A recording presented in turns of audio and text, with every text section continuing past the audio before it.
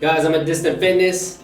I'm here to teach my brother just some time. He knows how to snatch, he knows how to clean and jerk. He's learned by himself, so self-taught. I'm not gonna say his lifts are bad, but everything can be more efficient, so I'm here to help him along the way. So you'll see this fast forwarded, and we'll get to the snatching in a little bit. This is gonna be a snatching course. Snatching instructional. Snatching tips and tricks. All right, here we have, he may or may not use this in his warm-up, but it's available to him. Here we have a 15-pound barbell. It's a technique bar, so it allows you to work on the intricate details that you need to work on for the snatch. For example, the turnover. Turnover is very shoulder oriented. I mean, it's all shoulder whenever you're turning over. And this little detail where you keep your wrist down, elbows up, a lot of people are not strong in that regard, and a lot of people can't do 20 kilos or 45-pound barbell with this motion. If you can do that with that motion, you're better off. First question I have for you, how do you know that your grip is consistent on whatever barbell you touch? For example, on different barbells, the lines for the knurling, they tell you, the measurements of the bar essentially. They're different on every bar, and that's my question to you. How do you know that your hands are in the same spot every time? I place it wherever it feels comfortable. Okay. Do you feel like that's consistent for you? Because if it's consistent, it's fine. And you're not supposed to do that with a 15-kilo bar, but he's a savage. He can do whatever he wants with that barbell. I do not recommend. No, don't do that. No, just go ahead and warm up. He already knows how to snatch. So me as a coach, I'm not gonna change his entire movement pattern because that's a lot of things. He's already gonna build up to a 135 snatch, a 61-kilo snatch. So I'm gonna allow him to do his own thing, and I'm gonna just make suggestions along the way.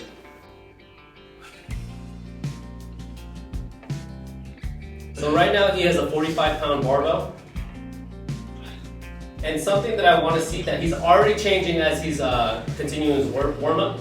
It's fine, you can warm up however you want, but you do want to get the motion of wrist down, elbows up, and you never want to really press whenever you're weightlifting, especially in the snatch. That's a red light in competition. You don't want to press out. And doing this motion, this pressing motion, is not really necessary because it's all really pulling yourself underneath the barbell.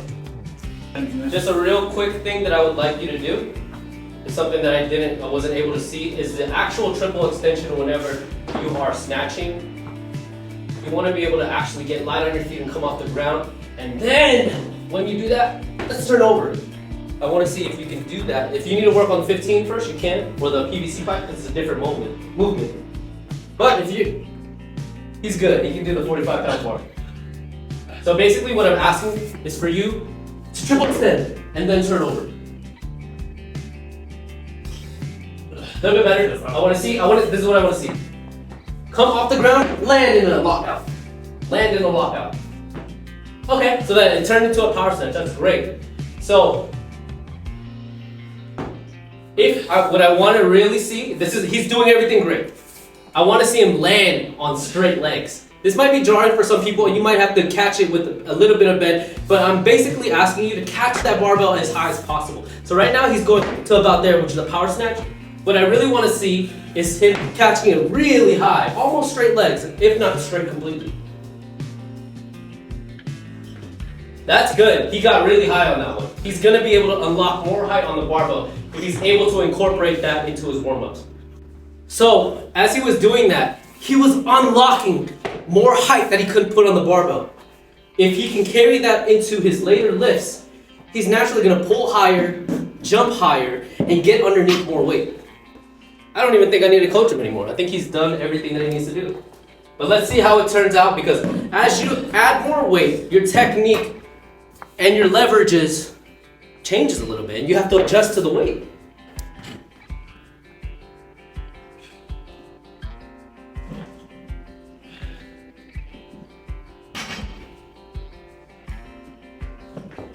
Ah, that was really good. Very nice, very nice. You may or may not know that my brother, Lyndon, he has a, what do you call it, 90-day? Olympic weightlifting challenge. He's doing a 90-day Olympic weightlifting challenge, where essentially what's the goal? You just want to be able to do it, Olympic weightlifting for 90 days? Yeah. Is that in consecutively, or is that No, just 90 days. 90 days of training? Like it could be 2 days out of the week. Yeah. Okay. So, you guys should definitely check that out. I watch it myself, and I've been able to watch his progress. I've heard him say that he is actually better at the hang, or at the second part of the pull, the second pull. Is that correct? I'm better at the hip. He's better at the hip? Okay. We gotta ask ourselves, why is that the case? It's because the movement is that you're trying to get to is triple extension. You want to come off the ground and turn over.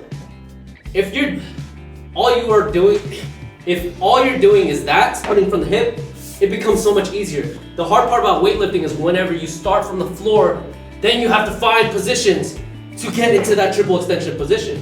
If he could reverse that movement and find his way to the floor, he will be able to lift as much, if not more, from the hip.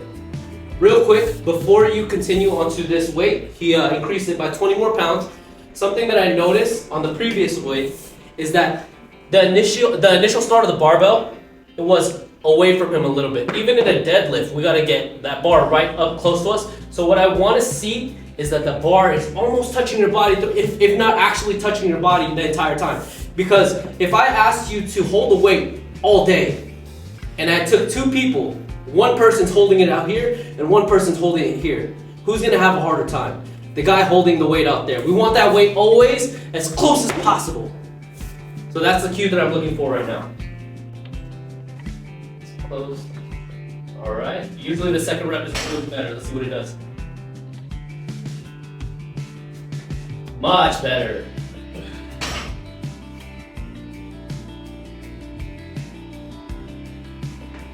That is so solid. Very good, very good.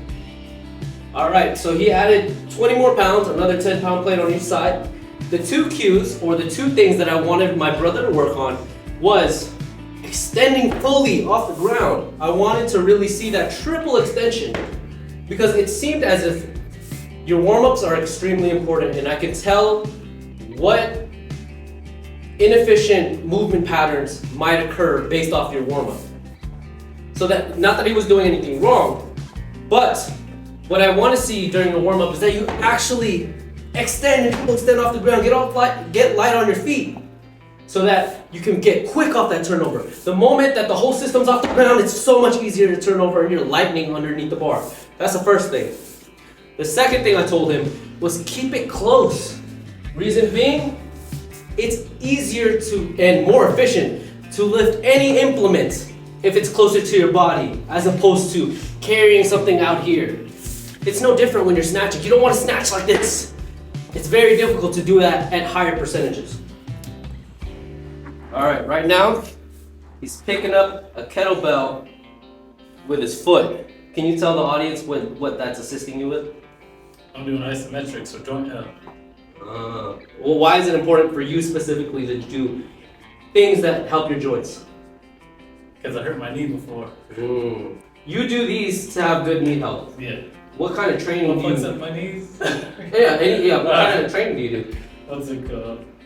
Jumping, a lot of ground contact. He does a lot of plyometric training. Lateral cuts.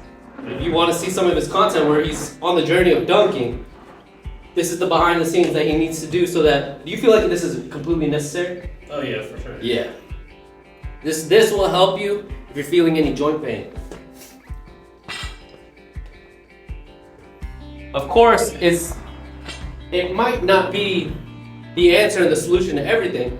Would you agree that good movement patterns is probably the best way to go for any type of exercise to avoid injury? Yeah. If you're moving well, you're less likely to get injured. All right, so when we add more weight, that's when technique starts to deteriorate and we can test ourselves. Let's see if he can maintain his technique and the cues that we've been doing at the heavier weights. I'll probably just do one or two. Bar close, extend high. Woo! That's solid. I don't think he needs to do another one. You can go up. Oh, you gonna do another one? Oh, he's moving. He's moving. He's about to jump high today. All right, he's moving up to the 45-pound plate. All right, so what is this exercise that you're doing? Doing a death throw. And how does this benefit you? Getting our body used to the forces of landing, Okay. absorbing. Okay. I like how he pairs together these two components because he's more focused on jumping and plyometrics. Do you feel like Olympic weightlifting helps you at all for jumping? No, for sure. I think I got my first dunk just because I was doing snatches all the time in my bedroom. Tell him about what's that story? So he said that he does snatches all the time in his bedroom, and that's how he got his first dunk. So can you elaborate on that? They'd be outside playing basketball. I'd be working on my vertical at home. Let's get even more specific. Where's your bedroom in the house? On the second floor. It's on the second floor, and are you like on a stable surface when you're snatching? I'm on carpet. He's on carpet. Are you barefoot? Yeah. So he's upstairs on carpet, barefoot, and he has how much weight? Oh, it's 95. 90. So he has a 25-pound plate, and he's just snatching in his room in the middle of the night. Yeah, they don't even know. That's sick. I'm telling you, this right here, this arm swing back up, that's gonna launch you up right there. Oh wow.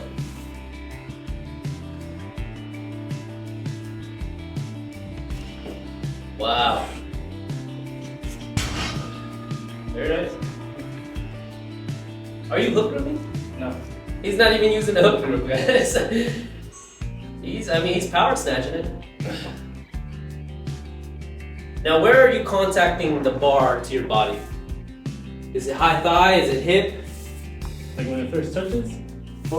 Whenever you about to triple On my extend. hip. You're in your hip? Okay, good. I can't really tell because he's wearing a hoodie. That's pretty good. I really don't think I have more to say for him. His overhead position is excellent. I know he can hit rock bottom because I've seen him do some full snatches. He's keeping the barbell nice and close.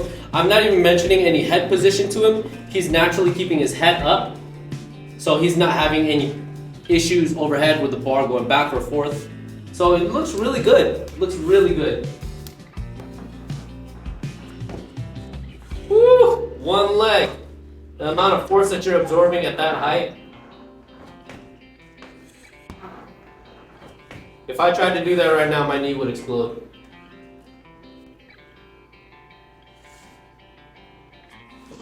Woo! Okay,